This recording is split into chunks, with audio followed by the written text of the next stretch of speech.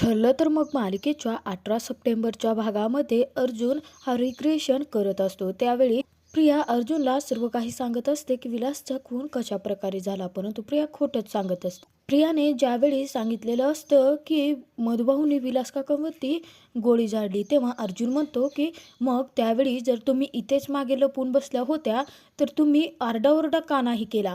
तर प्रिया सांगते की मी खूपच घाबरले होते, माझं अंगसुद्धा थरथर कापत होतं आणि माझ्या तोंडातून शब्दसुद्धा फुटत नव्हते. अर्जुन पुढे काय झालं ते विचारतो, तेव्हा प्रिया सांगायला लागते की मधुभाऊंचा विलास काकांच्या ताकदीपुढे काहीच निभाव लागू शकत नव्हता आणि त्यावेळीच मधुभाऊंनी पूर्ण ताकद एकवटली आणि विलास काकांना जोरदार धक्का दिला आणि त्यांच्या पोटामध्ये गोळी मारली. त्याचवेळी विलास काका जमिनीवरती कोसळले होते आणि त्यानंतर मधुभाऊ ज्यावेळेस फिरले तेव्हा मधुभाऊला विलास काकांनी पाठीमागून डोक्यामध्ये कुंडी मारली आणि त्याचवेळी मधुभाऊ सुद्धा बेशुद्ध पडले होते. बिचारे विलास काका, माझे बिचारे विलास काका या दुनियेतून निघून गेले, असं खोटं नाटक करून प्रिया रडण्याचं नाटक चालूच असतं. अर्जुनला हे पक्क माहिती असतं की प्रिया खोटारडी आहे, परंतु त्याचवेळी राकेश अर्जुनला म्हणतो की झालं, आमच्या तन्वीला तुझ्या रडवून झालं का, आता एका क्षणासाठी सुद्धा आम्ही इथे थांबणार नाही. त्यावेळी चैतन्य राकेशला म्हणतो की काय रे, तुला एवढी कसली घाई लागली आहे तन्वीला इथून घेऊन जायची. तर प्रिया रडतच म्हणत असते की नाही, मला एका क्षणासाठी ते थांबायचं नाही. तेव्हा अर्जुन इन्स्पेक्टरला म्हणतो की आपल्याला जेवढे काही क्लू हवे होते ते मिळाले आहेत का. काय आहे ना, मिस तन्वी किल्लेदार यांना खूपच भीती वाटते आहे आणि ॲडव्होकेट राकेश यांना सुद्धा जायची घाई लागलेली आहे, त्यामुळे यांना जाऊ देत. अर्जुनने स्वतःच प्रिया आणि राकेशला घरी जाण्याची परवानगी दिलेली असते, त्यामुळे ते दोघेही तेथून निघून जातात.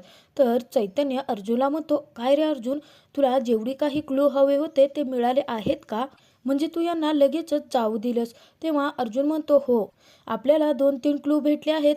एक म्हणजे प्रिया तो वॉलपीस, त्याच्याबद्दल ती खोटं बोलली आहे, परंतु ती खोटं का बोलते आणि मधुबाहूंना अडकवून तिला काय भेटणार आहे हे सगळं काही आपल्याला तपासावं लागेल. तर इकडे प्रिया आणि राकेश दोघेही बाहेर आलेले असतात. तेव्हा प्रिया राकेशला म्हणते की मी ना खूपच घाबरले होते. तर राकेश म्हणतो, आणि काय ग, तो वॉलपीस कुठे होता, एवढी साधी गोष्ट तुला तिथे सांगता नाही आली का. तेव्हा प्रिया म्हणते की ते अर्जुनच्या डोळ्यात डोळे घालून उत्तरं देणं ना खूपच अवघड होऊन जातं.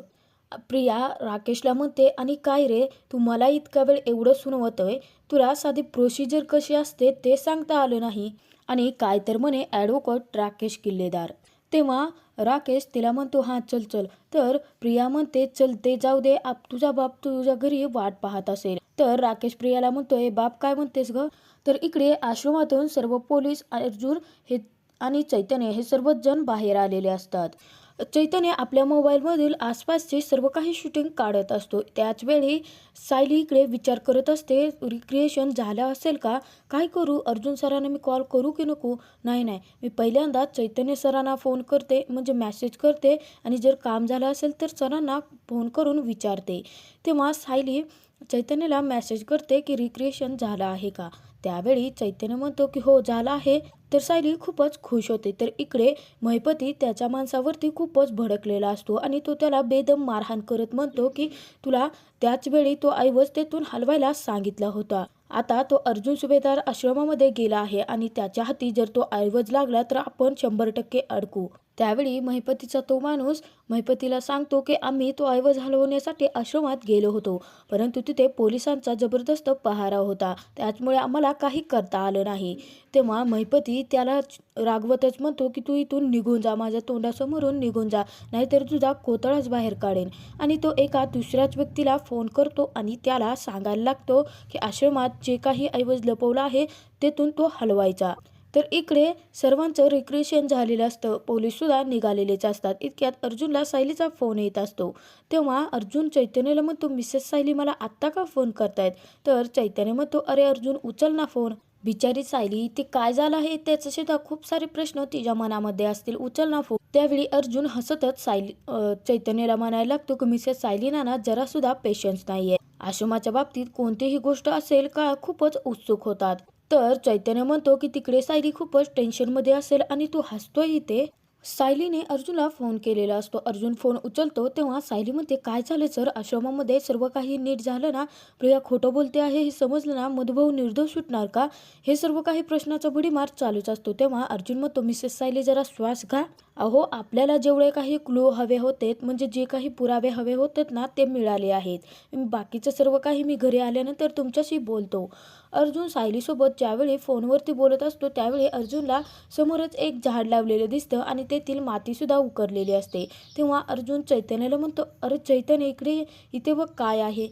तेव्हा चैतन्य म्हणतो, अरे अर्जुन, मला सुद्धा डाऊट यायला लागलाय की इथे नक्कीच काहीतरी असणार आहे. तर तिकडे इन्स्पेक्टर उभा राहिलेले असतात आणि त्याचवेळी एक माणूस चहा घेऊन तिकडे आलेला असतो. तेव्हा इन्स्पेक्टर त्याच्यावरती ओरडतो आणि म्हणतो की इथे काय काम आहे तुझं? तेव्हा तो व्यक्ती म्हणतो की तुमच्यासाठी चहा आणला आहे. इन्स्पेक्टर त्याला हाकलवून देतात.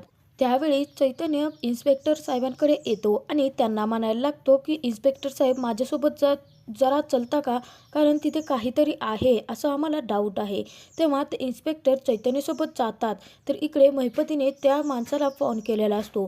तेव्हा तो व्यक्तीला म्हणतो, काय रे, काय झालं? काम झालं का? तेव्हा तो व्यक्ती म्हणायला लागतो, नाही, मी चहा घेऊन गेलो होतो, परंतु तिथे पोलिसांचा पहारा आहे. तेव्हा महिपती म्हणतो, तिथे चहा घेऊन जायची तुला काय गरज होती?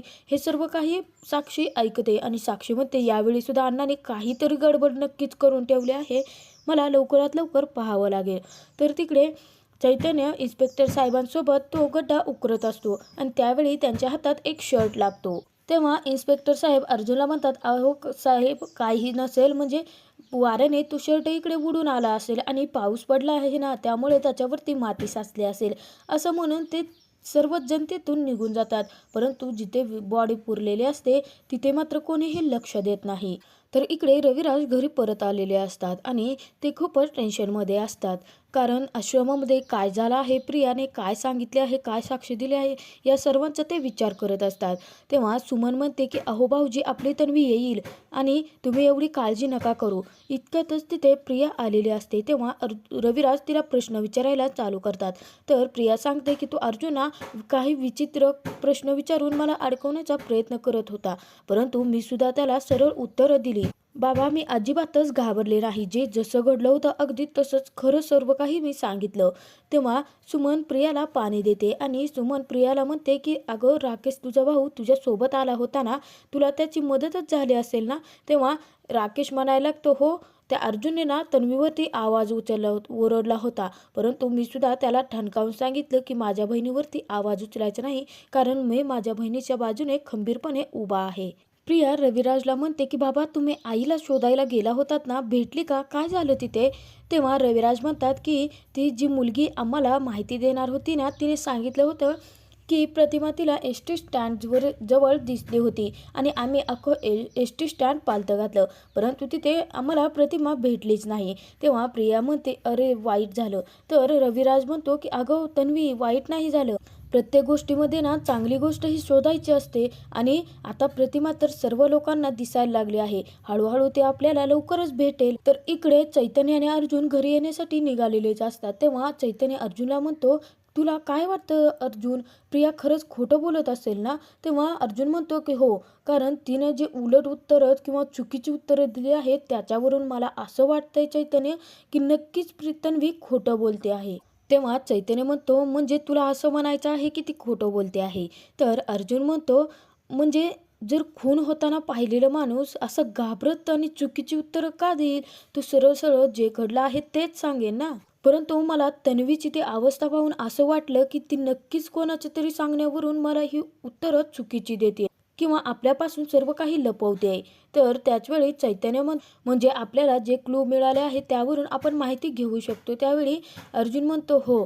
तर इकडे सायली खूपच वाट पाहत असते, कारण अर्जुनने तिला अजून फोन केलेला नसतो आणि त्यातून अर्जुन घरीसुद्धा आलेला नसतो. तर तिकडे अर्जुन म्हणतो चैतन्यला की मिसेस सायली माझी वाट पाहत असतील, मला घरी जावं लागेल. तेव्हा चैतन्य मुद्दाम अर्जुनची चेष्टा करत म्हणायला लागतो की अरे वा, आता कायमच कामाला महत्त्व देणारा अर्जुन चक्क आता बायकोच्या शब्दाला महत्त्व द्यायला लागलाय. चैतन्य मुद्दाम गाणं म्हणत अर्जुनला चिडवायला लागलेला असतो की काय होतास तू, काय झालं असं तू, अरे वेळ. तेव्हा अर्जुन खूपच चिडतो आणि म्हणतो की तुझं सिंगिंग कॉम्पिटिशन करून झालं आहे का, आपण आता निघायचं ना. तर इकडे सायली आतुरतेने अर्जुनची वाटच पाहत असते. तेव्हा कल्पनाचं लक्ष मात्र सायलीकडेच लागलेलं असते. तेव्हा कल्पना म्हणते, अगं सायली, शेंगदाणे भाजून झाले आहेत, आता काढलेत तरीही चालतील. परंतु सायलीचं लक्ष कामापेक्षा जास्त अर्जुनच्या येण्याकडेच लागलेलं असतं. तेव्हा कल्पना आणि विमल दोघेही सायलीकडे पाहतच राहतात. तर पुढील भागात आपण पाहणार आहोत की कल्पना सायलीकडे आलेली असते आणि ती म्हणते की अगं, उद्या हरतालिकेचा उपवास तुला करायचा आहे ना, मग तू आत्ता काहीतरी खाऊन घे. तर अर्जुन सायलीला म्हणायला लागतो की हो, जर तुम्हाला उद्या उपवास करायचा आहे तर तुम्हाला आत्ता काहीतरी खावं लागेल ना. तर सायली चिडलेली असते आणि अर्जुनला म्हणायला लागते की मी तुमच्यासाठी इथे खोटी बायको म्हणून तुमच्यासाठी या घरात राहते, तुमच्या सर्व माणसांची मी जीवाच्या पाड काळजी घेते, त्यांच्यावरती प्रेम करते आणि तुम्ही साधी एक गोष्ट मला देऊ शकला नाहीत, तुम्ही मधुभावना सोडवू शकला नाहीत का?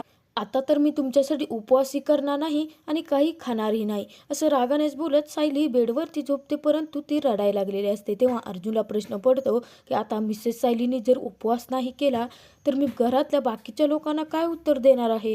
आता सायलीने अर्जुनला धर्मसंकटात टाकलेलं